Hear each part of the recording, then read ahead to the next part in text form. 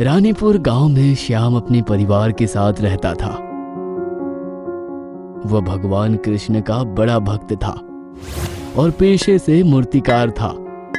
जितनी खूबसूरत उसकी मूर्तियां होती थी, उतना ही खूबसूरत उसका दिल था। मूर्ति बेचकर बड़ी मुश्किल से उसका और उसकी पत्नी चेतना का पेट पालता था। लेकिन पैसों की इतनी तंगी के बावजूद भी श्याम खुश रहता और हर परिस्थिति को भगवान की मर्जी समझकर स्वीकार कर लेता। एक दिन अचानक चेतना खाना बनाते वक्त बेहोश होकर गिर पड़ी। डॉक्टर को दिखाने पर पता चला कि उसे कैंसर है और इलाज के लिए 3 लाख रुपए की जरूरत है। इतनी बड़ी रकम सुन श्याम चिंता में पड़ गया। लेकिन फिर श्याम ने घर के गहने सोनार को बेचकर पैसों का इंतजाम किया। लेकिन शायद भगवान को श्याम की और परीक्षा लेनी थी। घर से हॉस्पिटल जाते वक्त श्याम का बैग चोरी हो गया। श्याम बिल्कुल बिखर गया। हे प्रभु, ये कैसी परीक्षा ले रहे हैं? अब इतने पैसे कहां से लाऊं? लेकिन कोई बात नहीं प्रभु, मैं भी देखता हूं आखिर आप कब तक परीक्षा लेते हैं। मैं ऐसे हार नहीं मानूंगा। अब से मैं और मूर्तियां बनाऊंगा और पैसे इकट्ठे कर अपनी चेतना का इलाज करवाऊंगा। और श्याम दिन रात एक करके मूर्तियां बनाने लगा। उसे ना खाने का होश रहता, ना सोने का। यह सब देख चेतना को बहुत चिंता होती। अजी, थोड़ा आराम कर लीजिए। कब तक ऐसे भूखे प्यासे मेहनत करते रहोगे? नहीं चेतना, भगवान के साथ मेरी शर्त लग चुकी है। अब तो साक्षात भगवान कृष्ण भी आ जाए तो भी नहीं रुकने वाला। कई दिनों की मेहनत के बाद श्याम ने बहुत सारी मूर्तियां बनाई और बाजार में बेचने गया। लेकिन शाम तक उसकी एक भी मूर्ति नहीं बिकी तो उसका मनोबल टूटने लगा और चेतना के बारे में सोच सोच कर रोने लगा कि तभी एक बूढ़ा व्यक्ति उसके पास आया और बोला, अरे भाई, एक भगवान कृष्ण की मूर्ति दिखाओ। श्याम ने उसे कुछ मूर्तियां दिखाई, लेकिन उसे पसंद नहीं आई। तो श्याम ने कहा, साहब इसमें से देख लो, बहुत अच्छी अच्छी है। नहीं नहीं, मुझे तो नई मूर्ति ही बना कर दो। ये लो एडवांस पैसे। एडवांस पैसे लेकर श्याम ने उस व्यक्ति के लिए एक नई मूर्ति बनाई। लेकिन वो व्यक्ति मूर्ति लेने नहीं आया। तो श्याम ने सोचा, इस मूर्ति के पैसे तो मुझे मिल चुके हैं, तो इसे बेचना तो गलत होगा। ऐसा करता हूँ, इसे घर में रख देता हूँ। और श्याम ने मूर्ति को अपने घर में स्थापित कर दिया। अगली सुबह श्याम उठा तो उसने देखा कि घर के मंदिर की तरफ से रोशनी आ रही है। श्याम ने जाकर देखा तो हैरान रह गया, क्योंकि मूर्ति में सोने की बांसुरी थी। अरे अरे, ये तो सोना है, एकदम खरा सोना। लेकिन ये कैसे संभव है? मैंने तो पत्थर की बनाई थी। कि तभी मूर्ति के हाथ से एक सोने की बांसुरी प्रकट हुई। यह देख समझ गया कि यह सब भगवान की ही लीला है। श्याम ने सोने की बांसुरी बेचकर चेतना का इलाज करवाया और धीरे धीरे श्याम अमीर हो गया। श्याम को हर बार सोने की बांसुरी लाता देख सुनार सुन्नी लाल ने सोचा, अरे ये श्याम हर बार सोने की बांसुरी कहां से ला रहा है? पता नहीं कैसा खजाना लग गया है हाथ इसके। और सुन्नी लाल ने श्याम की जासूसी करनी शुरू कर दी। एक दिन श्याम और उसकी पत्नी बातें कर रहे थे।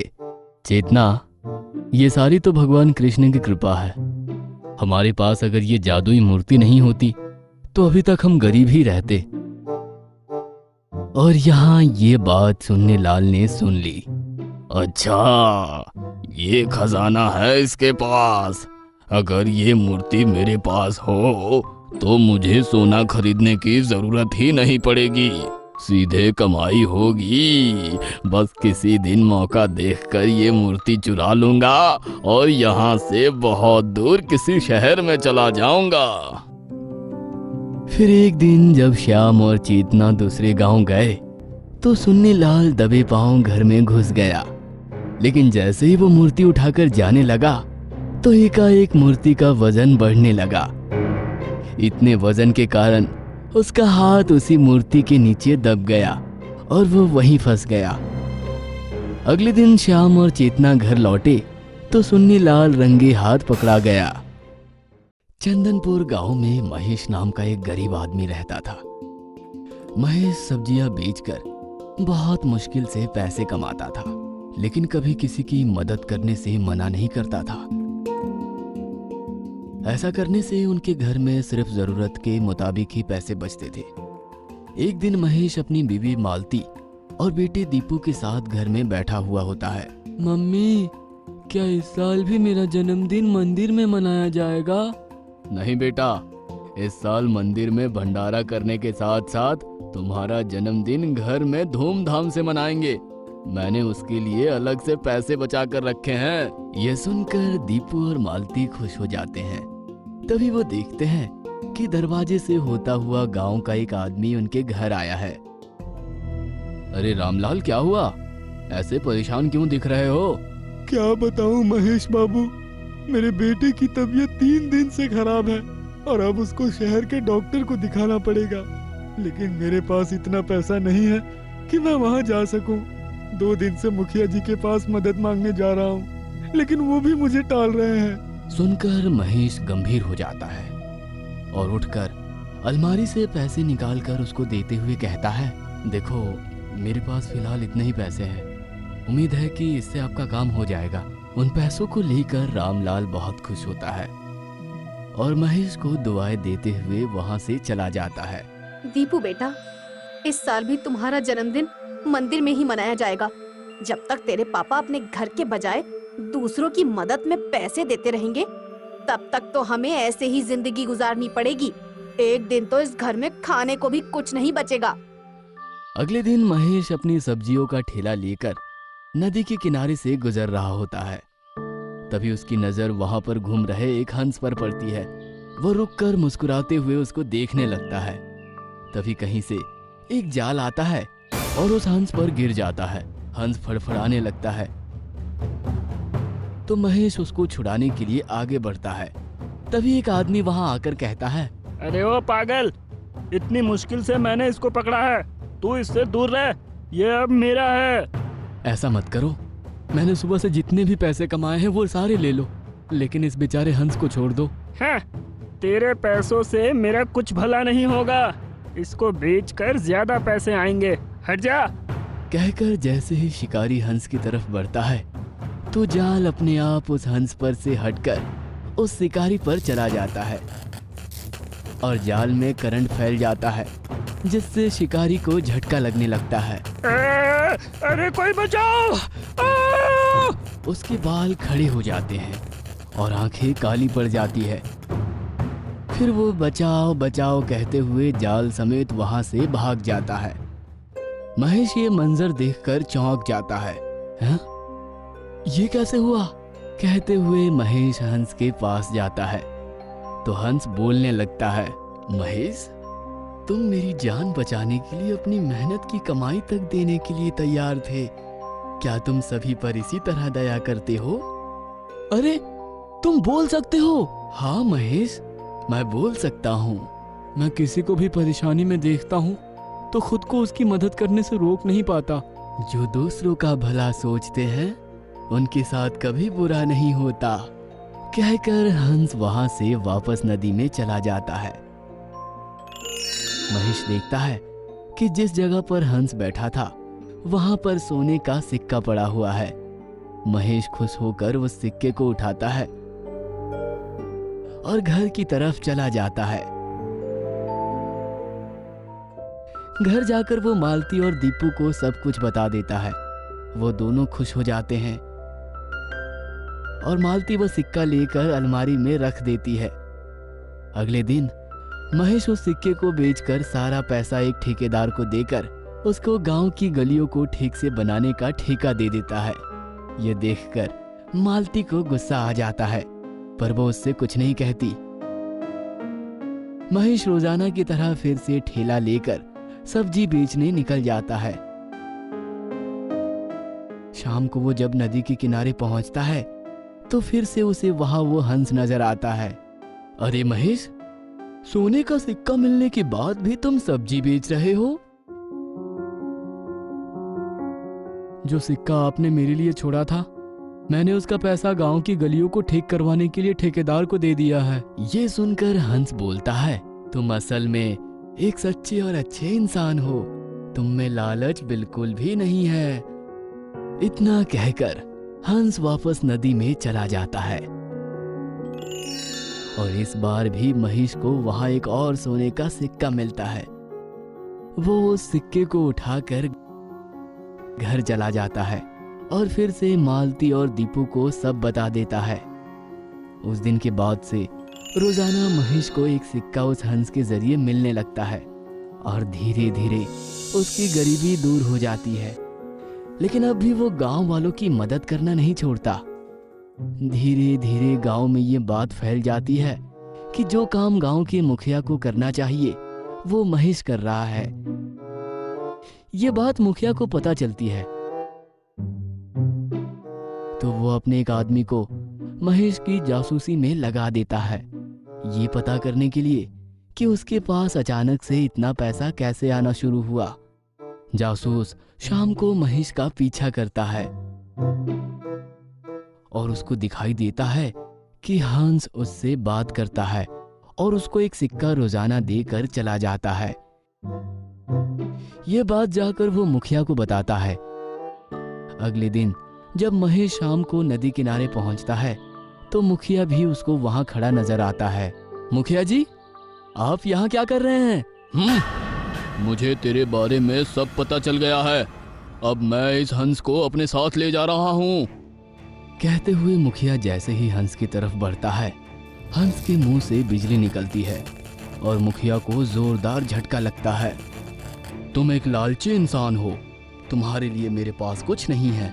अगर जिंदा रहना है तो यहाँ से भाग जाओ, वरना इस बार ऐसा करंट लगेगा कि खुद के बारे में भी भूल जाओगे। ये सुनकर मुखिया खड़ा हो जाता है और कहता है, जा रहा हूँ, कभी नहीं आऊंगा, कभी नहीं। कहते हुए मुखिया पागलों की तरह वहां से भाग जाता है। महेश मुखिया को भागता हुआ देखकर हंसने लगता है। प्यारे हंस, आज तक तुमने मुझे जितना दिया है उससे मेरी आगे की जिंदगी भी आराम से गुजर सकती है। अब तुम मुझे और सिक्के देने के लिए अपनी जान खतरे में मत डालो। मुझे पता है तुम मेरे दिए गए सोने से अब भी लोगों की मदद करते हो। तुम मेरी जान की फिक्र मत करो। कोई अगर तुम पर गंदी नजर डालेगा तो उसका हाल भी मुखिया और शिकारी के जैसा होगा। तुम बस रोजाना यहाँ आकर इसी तरह सोना लेते रहो। शुक्रिया प्यारे हंस। सुनकर हंस वहां से चला जाता है और महेश रोज की तरह सिक्का उठाकर घर चला जाता है। 1 साल के अंदर ही महेश पूरे गांव के लिए इतना काम करता है कि गांव के लोग खुश होकर उसको गांव का मुखिया बना देते हैं। अब वो गांव का सबसे अमीर आदमी और गांव का मुखिया बन जाता है। मालती यह देखकर खुश होती है और कहती है, मुझे माफ कर दीजिए। अगर आप अपनी आदत के मुताबिक किसी की मदद नहीं करते, सिर्फ अपने बारे में ही सोचते, तो हमारे पास आज कुछ भी नहीं होता। माफ कर दीजिए मुझे। इसलिए कहते हैं, जो इंसान दूसरों का भला करता है उसका कभी बुरा नहीं होता। ये कहानी है जादुई बेटी। ये कहानी है नंदनपुर गांव के एक परिवार की। परिवार का मुखिया मुकेश कोल माइंस में काम करता था और उसकी पत्नी विभा सिलाई का काम किया करती थी। इस तरह ही दोनों गृहस्थी चला रहे थे। मुकेश और विभा की शादी को 6 साल हो चुके थे, लेकिन उन्हें कोई संतान नहीं थी। बारिश के कारण माइनिंग का काम बंद था, इसीलिए मुकेश 3-4 दिन से घर पर ही था। एक सुबह मुकेश ने उठकर देखा तो घर के चारों तरफ पानी भर चुका था। जब पानी बहुत ज्यादा बढ़ गया तो दोनों घर की छत पर चढ़ गए और किसी बचाव दल की प्रतीक्षा करने लगे। एक तो ये भूख के मारे जान निकली जा रही है, और दूसरा ये बारिश है कि रुकने का नाम ही नहीं ले रही। आज जीवन का आखिरी दिन लगता है यार। अरे अरे, शुभ शुभ बोलिए, ऊपर वाले पे भरोसा रखिए, सब ठीक हो जाएगा। अभी बचाव दल के लोग हमारी मदद के लिए आते ही होंगे। इस तरह विभा ने मुकेश को हिम्मत दी कि तभी एक बक्सा तैरता हुआ उनके पास आया। मुकेश को तो लगा कि बक्से में बचाव कर्मियों द्वारा फेंकी गई सामग्री होगी, लेकिन जब उसने बक्सा खोला तो वो चौंक गया और उसने झट से बक्सा बंद कर दिया। क्या हुआ, आप इतने चौंक क्यों गए? अरे अरे, इसमें तो छोटी बच्ची है। हे भगवान, इस बेचारी को ऐसे कौन छोड़ कर गया होगा। लाओ, हम इसे रख लेते हैं। नहीं नहीं नहीं, इसको इसके हालात पर छोड़ दो, वरना बिना कारण पुलिस कचहरी के चक्कर लगाने पड़ेंगे। वैसे भी ये लावारिस है, हमारी जिम्मेदारी थोड़ी है। कैसे कठोर दिल हो तुम, नन्ही सी जान को ऐसे मरने के लिए छोड़ रहे हो। अरे पुलिस कचहरी वाले भी इंसान ही होते हैं ना, उनमें भी तो संवेदनाएं होती हैं। इस तरह मुकेश के ना चाहते हुए भी विभा ने बच्ची को रख लिया और नाम रखा छुटकी। कुछ साल ऐसे ही बीत गए। छुटकी के आने के बाद विभा बहुत खुश रहती, लेकिन मुकेश को तो छुटकी बिल्कुल रास नहीं आती थी। वो उसे बोझ जो समझता था। एक दिन छुटकी बीमार हो गई और विभा ने अस्पताल जाने की बात कही तो मुकेश ने कहा, अरे पता नहीं किस लावारिस को मेरे माथे मढ़ दिया। अरे पैसों का पेड़ नहीं है मेरे पास, पहले से ही तंगी में दिन कट रहे हैं, लेकिन इस बला के आने के बाद तो जैसे कंगाली ही आ गई। जा अब खुद से ही कमा के ला इसके लिए। विभा चिंता में पड़ गई कि छुटकी के इलाज के लिए पैसे कहां से लाएं। और रात में छुटकी की तबीयत और बिगड़ने लगी। ये देखकर विभा डर गई और भगवान के आगे हाथ जोड़कर प्रार्थना करने लगी। विभा ने जैसे ही आंखें बंद की तो उसे दिखा कि भगवान ने छुटकी को आशीर्वाद देते हुए कहा, मेरी बच्ची, जब भी तुम्हारा मन दुखी होगा तब तुम्हारी सहायता के लिए इस पालने में एक सोने का सिक्का प्रकट होगा। तथास्तु। विभा विश्वास नहीं कर पा रही थी कि ये सब सच में हुआ है, लेकिन जब उसने जाकर देखा तो पालने में एक सोने का सिक्का रखा था। विभा ने उसे बेचकर छुटकी का इलाज कराया। जब ये बात मुकेश को पता चली तो वो सिक्का पाने के लिए छुटकी को जानबूझकर दुखी करता। एक दिन छुटकी ने खेलते खेलते गलती से एक फूलदान तोड़ दिया। ये देख मुकेश उस पर बरस पड़ा। अरे मूर्ख लड़की, अब मुझे ये उपहार में मिला था और तूने इसे तोड़ दिया। और मुकेश ने छुटकी को चाटा मार दिया। जैसे ही छुटकी के आंखों में आंसू आए तो पालने में एक सोने का सिक्का प्रकट हो गया। मुकेश बहुत खुश हुआ और उस दिन उसने खूब अय्याशी की। एक दिन मुकेश जुए में काफी पैसे हार गया और उसके सिर पर बहुत उधारी आ गई। तो मुकेश सोचने लगा, अरे उधारी है तो क्या हुआ, मेरे पास तो सोने की खदान है, खदान। अभी घर जाते ही 2-5 चाटे लगाऊंगा और सारी उधारी चुका दूंगा। आज एक नहीं, अब पोटली भर सिक्के निकालूंगा और फिर तो अब मौज ही मौज। हाँ। मुकेश ने आते ही छुटकी को मारना शुरू कर दिया। ज्यादा सिक्के पाने के लालच में उसने छुटकी को खूब मारा। ये देखकर विभा को बहुत गुस्सा आ गया।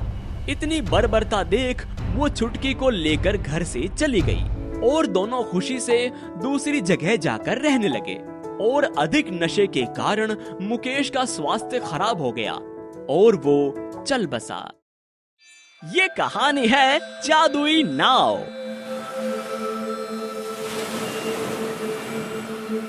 अरब सागर के किनारे 2 मछुआरे धानु और कलारी रहते थे। दोनों मछलियां पकड़कर अपना गुजारा करते थे। धानु और कलारी पड़ोसी थे। और हर रोज मछलियां पकड़ने भी एक साथ जाया करते थे। वे दोनों भले ही हर वक्त एक साथ रहते थे, लेकिन दोनों के आचरण एकदम विपरीत थे। धानु संतोषी था, जबकि कलारी लालच का पुतला था। वो हमेशा समुद्र में ज्यादा दूर तक जाता था ताकि ज्यादा बड़ी मछलियां पकड़ सके, और धानु को जो मिला उसी में वो खुश रहता था। धानु और कलारी की तरह ही सारे गांव की आजीविका समुद्र पर निर्भर थी। लेकिन एक दिन भयंकर तूफान आया और समुद्र की बड़ी लहरों ने किनारे बसे गांवों को तबाह कर दिया।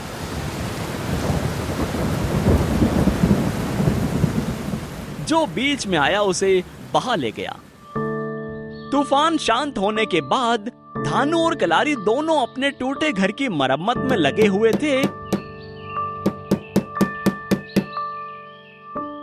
कि तभी वहां एक साधु आए और कलारी से कहा, मैं कुंभ के लिए यात्रा कर रहा था, लेकिन इस तूफान की वजह से आगे नहीं जा पा रहा हूँ। इसीलिए अगर तुम्हें कोई आपत्ति ना हो तो कुछ दिन के लिए आश्रय का इच्छुक हूँ। अरे महानुभाव, आपको दिख नहीं रहा? यहाँ हमारे खुद के सिर पर छत नहीं है, तो फिर आपको कहाँ ठिकाना दे?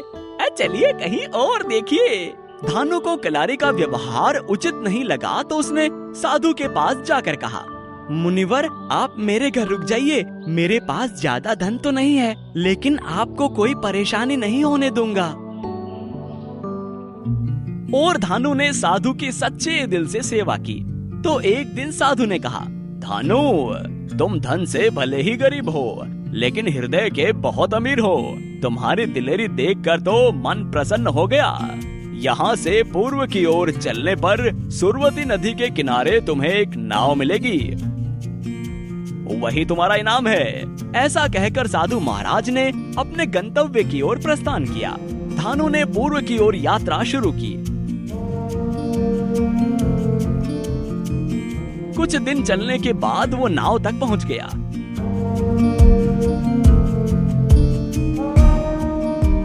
नाव के पास जाते ही नाव से आवाज आई, बुराई पर अच्छाई भारी, आपके लिए मैं हूँ जादुई सवारी।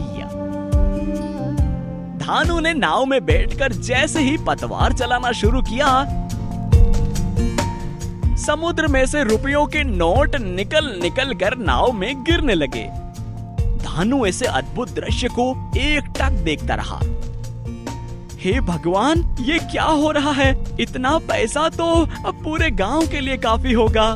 धानु ने साधु को याद कर प्रणाम किया और सारे पैसे इकट्ठा कर तूफान से ग्रस्त लोगों में बांट दिए। अब धानु जब भी जादुई नाव से पैसे लाता तो थोड़े से खुद के लिए रखता और बाकी लोगों में बांट देता। ये सब देखकर कलारी सोचने लगा, अरे इसके पास इतना पैसा आया कहाँ से, जो इतनी समाज सेवा कर रहा है? अब तो ये मछलियाँ पकड़ने भी नहीं आता। और बात पता करने के लिए कलारी धानु के पास पहुँचा। अरे धानु भाई, आपका एहसान मैं कभी नहीं भूलूंगा।